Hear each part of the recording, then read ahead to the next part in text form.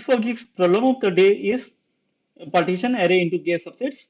This problem is marked with tags, backtracking, and dynamic programming. I have already solved the problem a while ago, and I want to explain my solution approach here.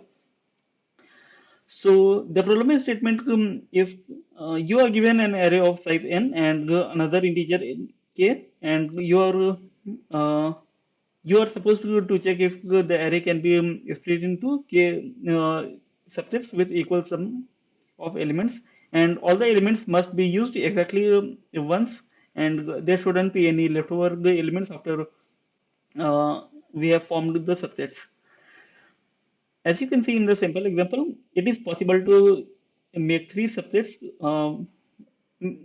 using, yeah, if we split like 2 4 in one subset, 1 5 in another subset, and 6 as a single subset, I mean single element subset. Yeah. Uh, in second example, it is not possible to split the given array into three subsets, and hence the output is 0. 0 means false and 1 means true. And here we are required to implement the method is partition possible. Expected time complexity is n into 2 to the power n, and expected auxiliary space is of 2 to the power n. Constraints are small enough to pass even in the time capacity n into 2 to the power n into sum of all the elements, but the optimal approach is um, with time complexity n into 2 to the power n. For solving this problem, I've used dynamic programming Bitmask approach, and I have used top-down approach. So the two, yeah. So for solving this, two DP states are used in my approach. Yeah, one is the number of completed subsets, and another is Bitmask representing which all elements are actually used till now. Another variable partial sum is also used, but this is derived state. So basically, derived states need not be part of the original DP minimal number of states. So basically, there is a state reduction technique. So if you have particular value of number of completed subsets and particular value of mask, you can derive the partial sum.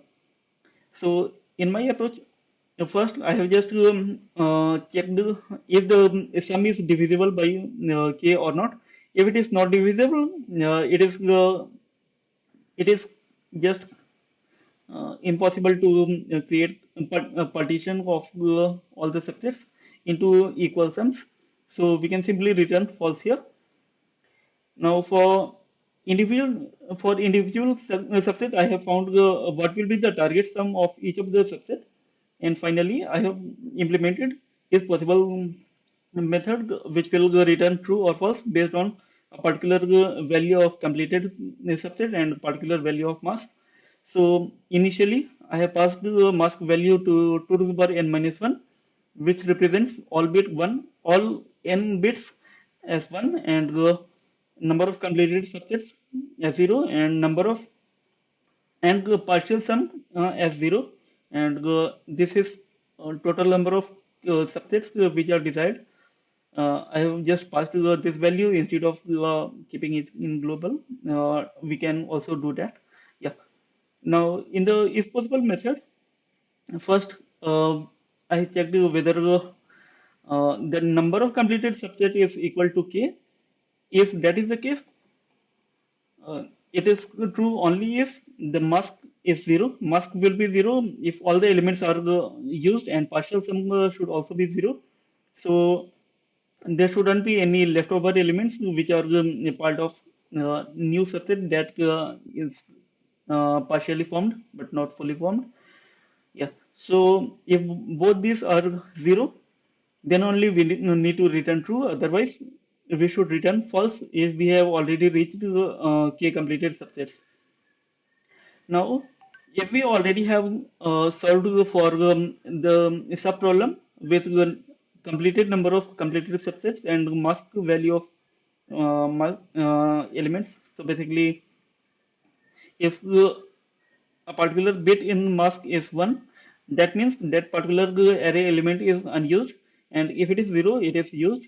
So if the value is null, not null, then it is solved for that particular problem, and we just need to return that value.